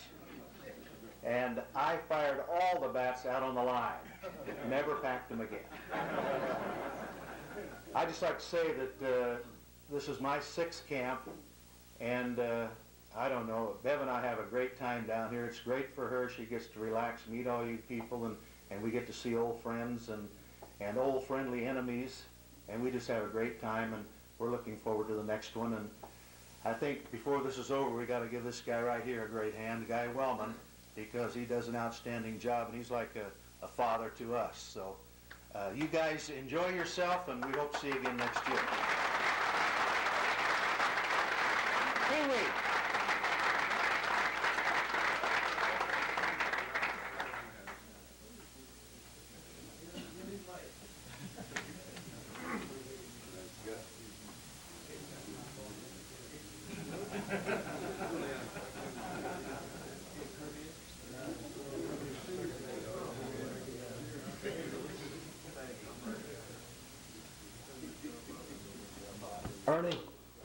Ernie,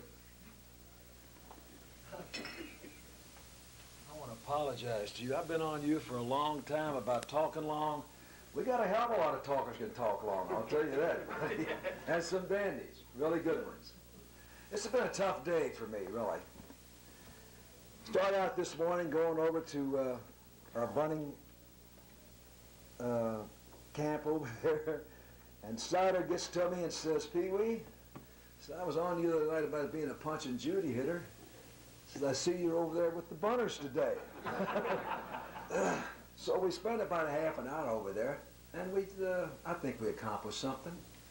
Come back, have our lunch, go out to play baseball, and we have a 2-run lead going into the top half of the 9th inning. They tie it up. Now then we bat in the bottom half of the 9th inning. We don't complete the game. I always thought it reverted back to the 8th inning. Shut up. But we get a ruling from, and I think it was a new ruling too, that's, it just came up today. Brand new ruling. So we have to finish the game tomorrow. Now then I go home. My wife's been down in Palm Beach all day. I look on the beds, both beds, and in the floor, she's got about 4 outfits. Wow, beautiful. That's great. That's great, right? So I come back over after we get all settled down. I go in the back in the bar to have a couple of drinks, sit down, and who you think comes to the table and sits down? He's got that little white hat on, and he's had a couple of tequilas, old Clark Kent. And look at him, ain't he beautiful? So I had an enjoyable time with Clark for about 45 minutes. And I come in here to eat my dinner tonight, and who do I get with? Jimmy the Mouth.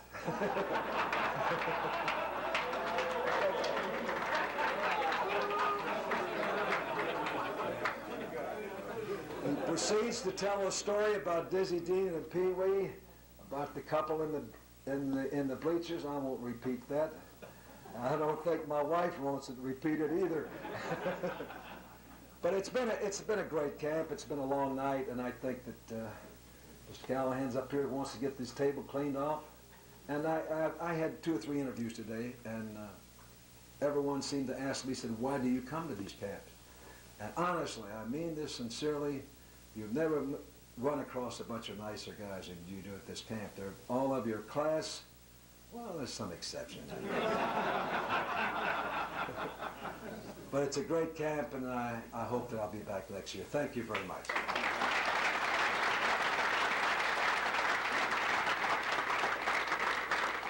It has been a long night. Campy, would you like to give us one farewell for the evening?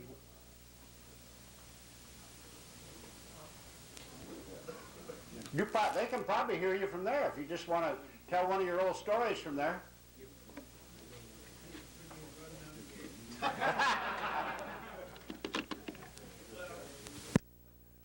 know, the first time I left home to play ball, I was 15 years old,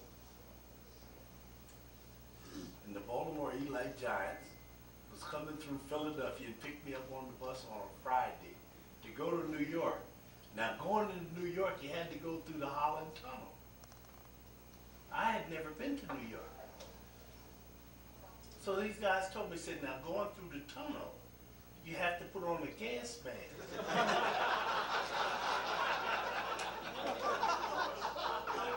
I didn't know any different, so I said,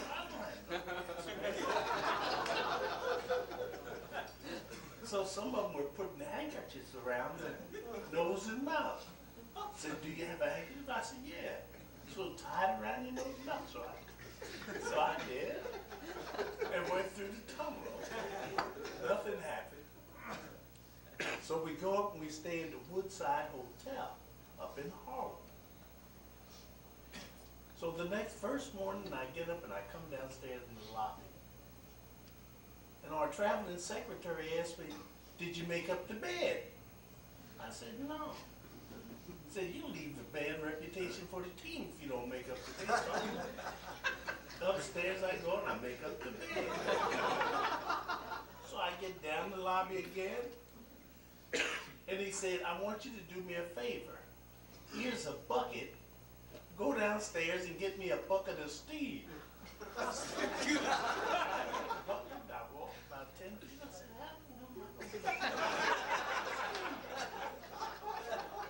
then I said, I can't get no bucket of steam. So I go back and tell him, how can I hold it in the bucket? So anyhow, this was a good lesson for a youngster just leaving home. one more. We were playing in Cincinnati one night. A tie ball game going in the extra innings. And Cincinnati's at that. Nobody on base, 2 outs. And I look over in the batting circle, and Johnny Temple's over. And that bat was Ted Kluszewski. Jim Hughes was our relief pitcher. So I tell Jim, I go out there and tell him, look, we're going to walk this guy. We're just not going to give him nothing good to hit. Because Johnny Temple couldn't hit the ball over the fence with five swings. The first pitch, Jim Hughes throws a pitch right down the middle of the plate. Kluszewski hits it right up in the Sunday for a home run. I run out to the mound and I said, Jim, what in the hell are you doing? I said, I told you we were going to walk the man. And you know what he told me? I wanted to see if he could hit my spitball.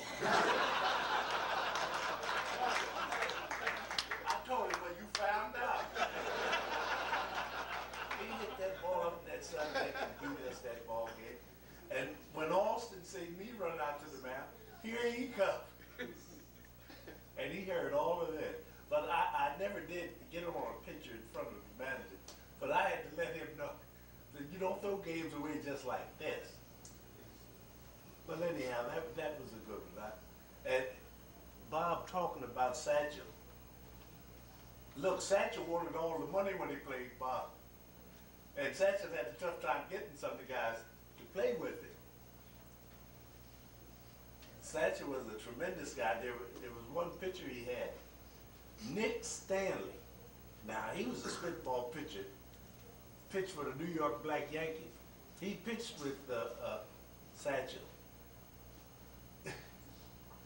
They wouldn't let him pitch. After he pitched one game against the major league players that beat him one time, they wouldn't let him play no more because he threw a spitball.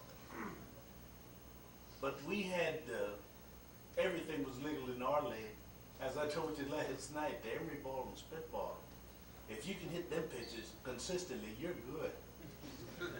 You're good. Can't be. He had some double-aught sandpaper right in his glove.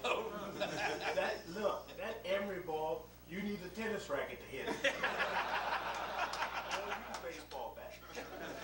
Honest, and just as I said, this fella Roosevelt Davis could control it like anybody that didn't throw anything and throw it over the plate. They had the spitball pitchers could throw strikes. They said spitball was dangerous. It wasn't dangerous. You just couldn't hit it if you tried to swing hard. You couldn't swing hard.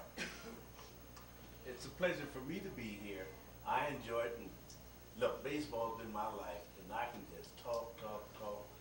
You know, one more story. I played in Class B. When the Dodgers signed me, well, Jackie was having problems at Daytona Beach. So Mr. Rickey said, look, don't go down to Florida. So I stayed in New York. I played all winter.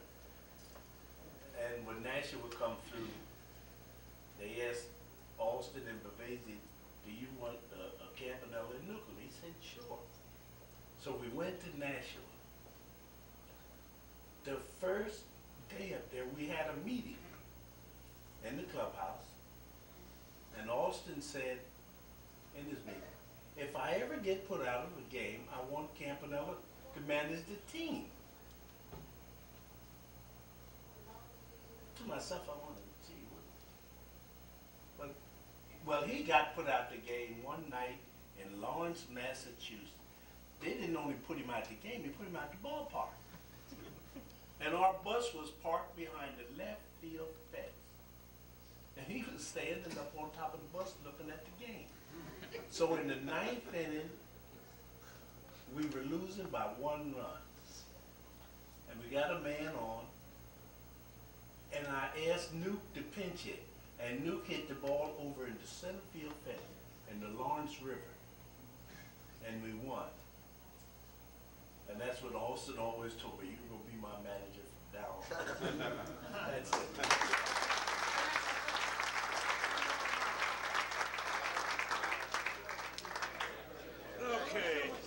up all right?